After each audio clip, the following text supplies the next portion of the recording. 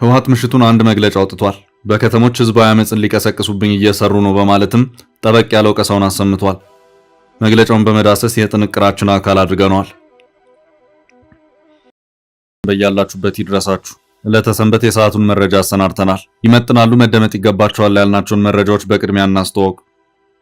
የእንግሊዙ ተነባቢ መጽሔት ዘ ኢኮኖሚስት በሰሞኑ አንድ ዘገባው ኢትዮጵያ የተለያዩ የታጣቂ ኃይል አመራሮችን ጨምሮ የኤርትራ ወታደራዊ አዛዦች ተገናኝተው መክረዋል ሲል ገልጿል። ዘገባው የት መከሩ የሚለውን የገለጸ ሲሆን ወታደራዊ ቅድም ተነድፏል ብሏል። በዚሁ ምክክር የህወሓት ጦር የፋኖና ኦነግ ኃይሎች ከኤርትራ ወታደራዊ አዛዦች ጋር ተገናኝተዋል ብሏል። ጥንቅራችን ሙሉ መረጃውን ያደርሳል። ህወሓት ምሽቱን አንድ መግለጫ አውጥቷል። በከተሞች ህዝባዊ አመጽን ሊቀሰቅሱብኝ እየሰሩ ነው በማለትም ጠበቅ ያለው ቀሳውን አሰምቷል። መግለጫውን በመዳሰስ የጥንቅራችን አካል አድርገነዋል። ግብጽ ኢትዮጵያን ለመክበብ እየተንቀሳቀሰች ነው በሚል ክስ ቀርቦባታል። የግብጽ የመክበብ ስትራቴጂ ላይ ትኩረቱን ያደረገ አዲስ ጥናታዊ ጽሑፍ ይፋ ሆኗል። ጥንቅራችን መረጃውን ያደርሳል። የትግራይ በጀት በአማራ ክልል በኩል ለወልቃይት እንዲለቀቅ ተደርጓል የሚል ተቃውሞ ተሰምቷል። ህገ መንግስቱንና የፕሪቶሪያውንም ስምምነት የጣሰ ተግባር ነው ተብሏል። ማን አለ? ምን ያህል የተረጋገጠ ነው? የወልቃይት የፌዴራሉ በጀት ጉዳይ ምን ያህል ሲያወዛግብ ነበር የሚለውን አካተን ይዘነዋል። የኤርትራ ብሔራዊ ዴሞክራቲክ ጥምረት በኢትዮጵያ መንግስት ከሰሞኑ የተነሳውን ሐሳብ ደግፎ መግለጫ አውጥቷል። የውጭ ጉዳይ ሚኒስቴሩ አቶ ጌዲዮን ጢሞቴዎስ አነጋጋሪ ንግግርን ጥምረቱ የደገፈበትን መግለጫ እንመለከታለን። ሀገራዊ ምክክሩ በውጊያ ላይ የሚገኙ የታጣቂዎችን ጉዳይ አጋጥሞኛል ያላቸውን ችግሮች በተመለከተ ማብራሪያ ሰጥቷል። በኢትዮጵያ የሚካሄደው ሀገራዊ ምክክር ያጋጠሙት አብዛኞቹ ተግዳሮቶች ፖለቲካዊ በመሆናቸው ፖለቲካዊ መፍትሄ እንደሚያስፈልጋቸው ፕሮፌሰር መስፍን አርአያ ተናግረዋል። የምክክሩ ሂደት አሁናዊ ሁኔታና በምክክሩ አንሳተፍም ያሉ የፖለቲካ ፓርቲዎችን ጉዳይ በተመለከተ ምን ተሰማ የሚለውን ጥንቅራችን ይዞታል። በአፍሪካ ትልቁ የተባለ የሳይበር ጥቃት በሳምንቱ ሶማሊያን አጥቅቷል። ሀገሪቷ እንደ አዲስ ባስተዋወቀችው የኢቪዛ ስርዓት ላይ የተቃጣው ጥቃት የአሜሪካና እንግሊዝ ዜጎችን ጨምሮ የ35000 ሰዎች የግል መረጃ አደባባይ ላይ ያሰጠው ሆኗል። ጥንቅራችን ይዞታል። ኤርትራ፣ ህወሓት፣ ፋኖና ኦነግ በሚስጥር መክረዋል። ዘ ኢኮኖሚስት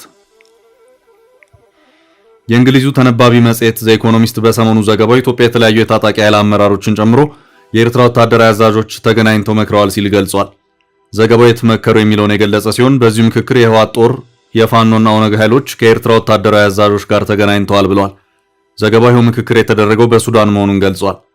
ዘ ኢኮኖሚስት ከ2020 አንስቶ የተፈጠረውን ሁነት በተመለከተ ማብራሪያ ያስቀመጠ ሲሆን የሰላም ስምምነት ከተፈረመ በኋላ ሌላ ዙር ጦርነት ሊፈነዳ ነው ሲል ስጋቱን ገልጿል።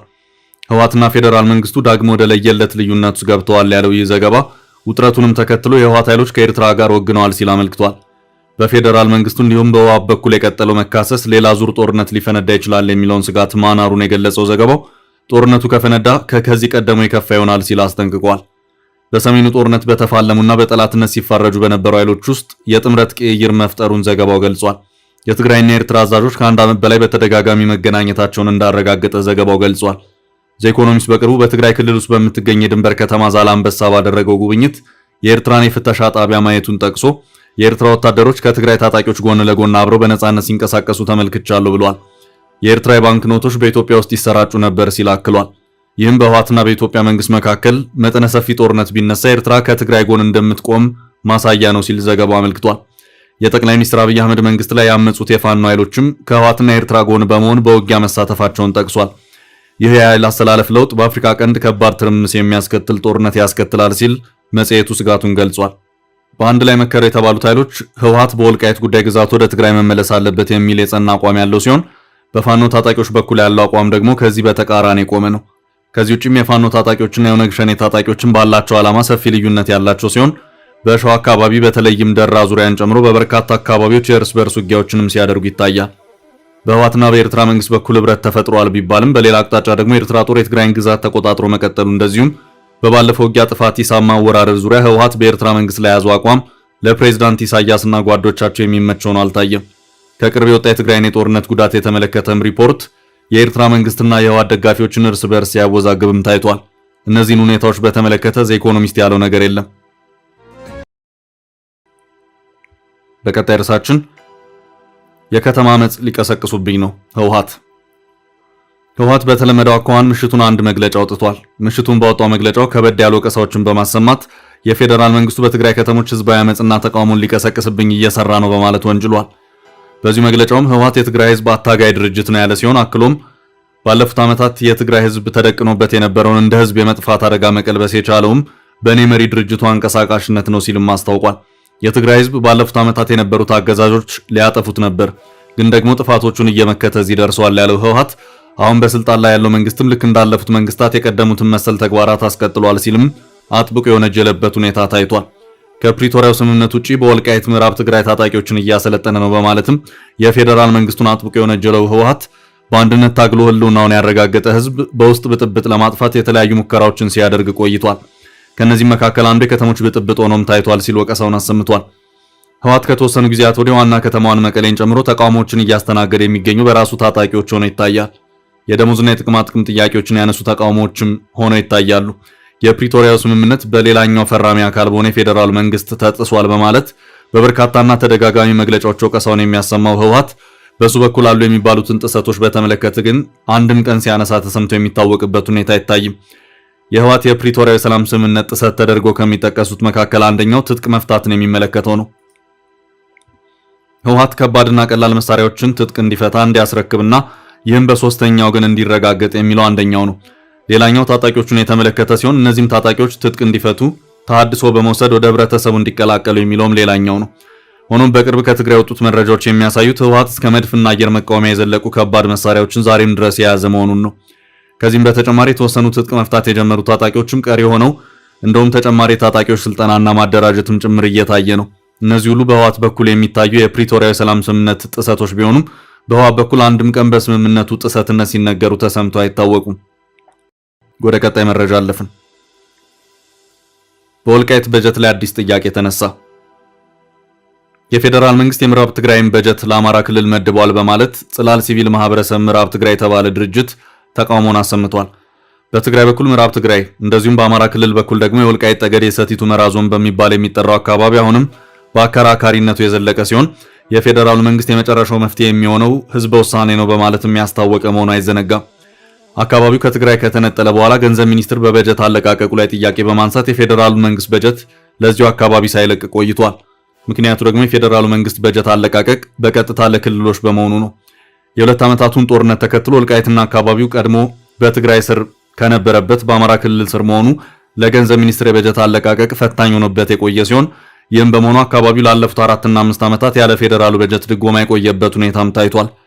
በቅርቡ ባለፈው ወር ለህዝብ ተወካዮች ምክር ቤት ማብራሪያን የሰጡት ጠቅላይ ሚኒስትር አብይ አህመድ ከተፈጠረው ሁኔታ ጋር በተያያዘ የፌዴራሉ መንግስት ለወልቃይት የድጎማ በጀትን ሳይለቅ የቆየ መሆኑን አስታውቀው ይህም አግባብነት የሌለው ነው፣ መምህራን እያስተማሩ የጤና ባለሙያዎች ህዝቡን እያከሙ እንዴት ደሞዝ ይከለከላሉ ሲሉ ሐሳባቸውን የሰጡበት ሁኔታም ታይቷል።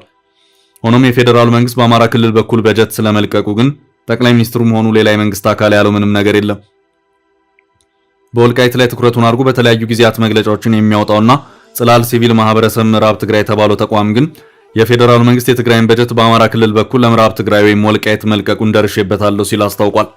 መረጃውን አገኘሁት ያለውም ስማቸውን ያልጠቀሳቸውና ታማኝ ምንጮች ካላቸው አካላት ነው። ድርጅቱ በዚህ መግለጫ የትግራይ ህገ መንግስታዊ ግዛት የሆነ የምዕራብ ትግራይ በጀት ወደ አማራ ክልል ፈሰስ ተደርጎ ጥቅም ላይ መዋል መጀመሩ ግልጽ የሆነ ህገ መንግስታዊ ጥሰትና የፕሪቶሪያውን ስምምነት የሚጻረር አደገኛ ተግባር ነው ሲል ወቀሳውን ሰንዝሯል። የፌዴራል መንግስት ለወልቃይት በጀት ለቀቅ የሚለውን በተመለከተ ከዚህ ተቋም ውጪ በፌዴራሉ መንግስት በአማራ ክልል በትግራይ ጊዜያዊ አስተዳደርም ሆነ በአሁኑ ሰዓት ወልቃይት ጠገዴን እያስተዳደሩ ባሉ አካላት በኩል ምንም የተባለ ነገር የለም። በቀጣይ መረጃችን የግብጽ የከበባ ስትራቴጂ። ግብጽ ኢትዮጵያን ለመክበብ እየተንቀሳቀሰች ነው በሚል ክስ ቀርቦባታል። የግብጽ የመክበብ ስትራቴጂ ላይ ትኩረቱን ያደረገ አዲስ ጥናታዊ ጽሑፍ ይፋ ሆኗል። በሆርን ሪቪው ቲንክ ታንክ ተመራማሪው ኑርዬ ያሲን የቀረበው ይህ ትንታኔ የኢትዮጵያና ግብጽን ፍጹም ተቃራኒ ስትራቴጂዎች ይተነትናል። በተመራማሪው እይታ የታላቁ የኢትዮጵያ ህዳሴ ግድብ መገንባት የግብጽን የቆየ አባይ በላይነት ያቆመ ሲሆን ግብጽ ይህን አዲስ እውነታ ለመቀበል ፍቃደኛ አልሆነችም። በአፍሪካ ቀንድና በቀይ ባህር ቀጠና ግብጽ የበላይነቷን ለማስጠበቅ በጂኦፖለቲካዊ ወታደራዊና ፖለቲካዊ ጣልቃ ገብነት ላይ ስታተኩር፣ ኢትዮጵያ በበኩሏ በጂኦ ኢኮኖሚያዊ በልማት ኮሪደሮችና በግንኙነት ላይ ያተኮረ አዲስ አካሄድ እየተከተለች መሆኑን ትንታኔው አብራርቷል። ግብጽ ኢትዮጵያን ማግለል ላይ ትኩረት በማድረግ ቀይ ባህርን ባለድርሻና ባለድርሻ ያልሆኑ በማለት በመክፈል ኢትዮጵያን ከቀጠናው የጸጥታ መዋቅር ለማስወጣት ትጥራለች። በዚህም ኢትዮጵያ ዙሪያ ባሉ የአፍሪካ ቀይ ባህር ዳርቻዎች ላይ ወታደራዊና ሎጂስቲካዊ መሰረቶችን በመገንባት የኢትዮጵያን የንግድ የኃይልና የዲጂታል መስመሮችን ለመቁረጥና ለመቆጣጠር ትሰራለች ሲል ትንታኔው ከሷል። በኢትዮጵያና በባህር ዳርቻ ሀገራት መካከል ሽብልቅ ለመንዳት ትሞክራለች። ዓላማውም የአስመራ የሶስትዮሽ ስምምነትን ዳግም በማንቀሳቀስ ኢትዮጵያን ከሁሉም አቅጣጫ ለመክበብ የሚያስችል ቅንጅት መፍጠር ነው ሲል አክሎ አብራርቷል። ኢትዮጵያ የምትከተለው አካሄድ የተለየ መሆኑን የጠቀሰው ይህ ትንታኔ ኢትዮጵያ ከጎረቤት ሀገራት ሶማሊያን ጨምሮ በኢጋድና በአፍሪካ ህብረት መድረኮች በኩል ትብብርን ታስቀድማለች ሲል አመልክቷል። በኤርትራ ቅስቀሳዎች ፊት ኢትዮጵያ ራስን የመግዛትና ውጥረትን የማርገብ ፖሊሲ እንደምትከተል ተገልጿል። ኢትዮጵያ የባህር በር ብታጣም የቀጠናው ጸጥታ የማይነጣጠል እንደሆነ ታምናለች። ይህም ማለት የባህር ዳርቻ ሀገራት ጸጥታ የሌሎች የባህር በር የሌላቸው ሀገራትን ጸጥታ አደጋ ላይ በሚጥል መልኩ ሊረጋገጥ አይችልም የሚል መርህ ታራምዳለች ሲል አመልክቷል። ትንታኔው በማጠቃለያው የአፍሪካ ቀንድ ለግብጽ ብቸኛ ፍላጎት ሊገዛ አይችልም ያለ ሲሆን ዓለም አቀፉ ማህበረሰብ የኢትዮጵያን ተጋላጭነት እንዲረዳና ግብጽና ኤርትራ ቀጠናውን የሚበታትነውን የተሳሳተ ስትራቴጂ እንዲያቆሙ ማበረታታት እንዳለበት አሳስቧል። በቀጣይ መረጃ የኤርትራ ተቃዋሚ ህብረት የኢትዮጵያን የንግግር ጥሪ ተቀበለ። የኤርትራ ብሔራዊ ዲሞክራቲክ ጥምረት በኢትዮጵያ መንግስት ከሰሞኑ የተነሳውን ሐሳብ ደግፎ መግለጫ አውጥቷል። ከሰሞኑ የኤርትራ መንግስት ፖሊሲ ኢትዮጵያን የመበጥበጥ ስለመሆኑ የውጭ ጉዳይ ሚኒስቴሩ አቶ ጌዲዮን ጢሞቴዎስ ያደረጉትን ንግግር የሚገባ ነው ሲል ጥምረቱ ገልጿል። ሚኒስቴሩ ከኤርትራ ጋር ብዙ የመነጋገሪያ አማራጮች አሉ፣ ወደ ጦርነት መግባት አስፈላጊ አይደለም ማለታቸውን ጠቅሶ ለቀጠናዊ ትብብርና ለላቀ ኢኮኖሚ ጥምረት የንግግር ጥያቄውን ደግፋለሁ ብለዋል። የሚኒስቴሩ ንግግር የኤርትራ ኮሚኒኬሽን ሚኒስቴር እንደተቹት ሳይሆን የኤርትራ ሉዓላዊነት ያከበረ ስለመሆኑ ነው ጥምረቱ ድጋፉን ያሰማው። ጥምረቱ ቅዳሜ ዕለት ባወጣው የጽሑፍ መግለጫው የሚኒስቴሩና የኢትዮጵያ አዲስ መልእክት ለንግግር ጅማሮ መልካም ዕድል የከፈተ ነው ሲል ደግፎታል። ጥምረቱ የኢትዮጵያና የኤርትራን ግንኙነት የበለጠ ሚዛናዊና የጸና መሰረት ባለው መልኩ መገንባት ይገባል ነው ያለው። ቀጠናው ውጥረት ውስጥ መግባቱን ያመነው ጥምረቱ ሁሉም አካላት የህዝቡን ፍላጎትና የረጅም ጊዜ መረጋጋትን እንዲያስቀድሙ ጥሪ አቅርቧል። ሁለቱ ሀገራት በመተባበር ችግራቸውን በንግግር ቢፈቱ የውጭ ጣልቃ ገብነት እንዴት መቀነስ እንደሚቻል ለሌላው ምሳሌ ሊሆን ይችላሉ ሲልም ገልጿል። የኤርትራ ብሔራዊ ዲሞክራቲክ ጥምረት የበርካታ የኤርትራ ተቃዋሚ ኃይሎች ጥምረት ሲሆን በዋናነት በውጭ ሀገራት እንቅስቃሴውን ያደረገ ነው። በሳምንቱ የውጭ ጉዳይ ሚኒስቴር አቶ ጌዲዮን ጢሞቴዎስ ዓለም አቀፉ ማህበረሰብ ኤርትራ ላይ ጫና እንዲያሳርፍ ጥሪ ያደረጉ ሲሆን ኤርትራ በኢትዮጵያ የድንበር ጥሰት በውስጥ ታጣቂ ቡድኖችን የመደገፍና የማስታጠቅ ድርጊትን የምንታገስበት ፖሊሲያቸውን ሁሌም አይኖርም ሲሉ መናገራቸው ይታወሳል። በቀጣይ ርዕስ ፖለቲካዊ መፍትሄ ይሰጥ አመራሩ። በኢትዮጵያ የሚካሄደው ሀገራዊ ምክክር ያጋጠሙት አብዛኞቹ ተግዳሮቶች ፖለቲካዊ በመሆናቸው ፖለቲካዊ መፍትሄ እንደሚያስፈልጋቸው ፕሮፌሰር መስፍን አርአያ ማሳሰቢያ ሰጥተዋል።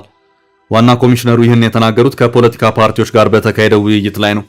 ኮሚሽኑ በእስካሁኑ ሂደት የፖለቲካ ፓርቲዎችን ተሳትፎና ተካታችነት ለማረጋገጥ ከፓርቲዎችና የጋራ ምክር ቤቱ ጋር ሲሰራ መቆየቱንም ገልጸዋል። በዚህም መሰረት በኢትዮጵያ ውስጥ እየተንቀሳቀሱ ከሚገኙ የፖለቲካ ፓርቲዎች መካከል ከ80 በመቶ በላይ የሚሆኑት የሀገራዊ ምክክሩ ባለቤት ሆነው ንቁ ተሳትፎ እያደረጉ መሆናቸውን አስረድተዋል። ነገር ግን ሀገራዊ ምክክሩ አሁን በደረሰበት ምዕራፍ የገጠሙት ተግዳሮቶችን መኖራቸውን አልሸሸጉም። አብዛኞቹ ፖለቲካዊ በመሆናቸው ፖለቲካዊ መፍትሄ ያስፈልጋቸዋል ብለን እናምናለን ሲሉ የገለጹት መስፍን እነርሱንም ዘርዝረዋል።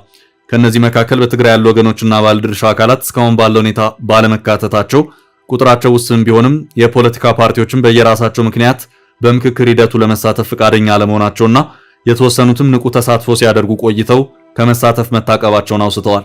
የዋና ኮሚሽነሩ ንግግር ሲቀጥል አሉን በሚሏቸው ፖለቲካዊ ጥያቄዎች ምክንያት በትጥቅ ትግል ላይ ያሉ ወገኖች መኖራቸውና እነዚህን ኃይሎች በምክክር ሂደቱ ላይ እንዲሳተፉ ለማድረግ የሚያስችል ምቹ ሁኔታዎች አለመፈጠራቸው ከሚጠቀሱ ችግሮች መካከል ናቸው ብለዋል። በእነዚህ ተግዳሮቶች ላይ ኮሚሽኑ ስራዎችን ሰርቶ በማጠናቀቅ ውጤት እንዲገኝ በሁሉም ዘንድ ከፍተኛ ጉጉትና መጠበቅ ጋር ሲደማመር የሚፈጥረው ጫና ቀላል አለመሆኑን መረዳቱ አይከብድም ሲሉም አስገንዝበዋል። ፕሮፌሰር መስፍን ቀጥለው ያነሱት በተያዘው 2018 ዓመት ይከናወናሉ ባሏቸው ጉዳዮች ላይ አተኩረው የሰጡት ገለጻ ነው። ኢትዮጵያ በዚህ ዓመት ሁለት ዋና ጉዳዮችን የምታከናውንበት የታሪክ አጋጣሚ ተፈጥሯል ያሉት ዋና ኮሚሽነሩ እነርሱም ሀገራዊ ምክክርና ሀገራዊ ምርጫ መሆናቸውን አስምረውበታል። ሁለቱም በየራሳቸው ዓላማ፣ የህግ ማዕቀፍ፣ እቅድና በተለያዩ ተቋማት አስተባባሪነት የሚከናወኑ መሆናቸው እንደተጠበቀ ነው የጋራ ጉዳዮችም አሏቸው ብለዋል። በመሆኑም እነዚህን ሁለት ጉዳዮች አጣጥሞ መጓዝ የሚቻልባቸውን ሁኔታዎች ማመቻቸትን ይጠይቃል በማለት አብራርተዋል። ወደ ቀጣይ መረጃ አለፍን። የአሜሪካና የእንግሊዝ ዜጎች መረጃ ተሰረቀ። ሶማሊያ ውጥረት ውስጥ ገብታለች። በአፍሪካ ትልቁ የተባለ የሳይበር ጥቃት በሳምንቱ ሶማሊያን አጥቅቷል።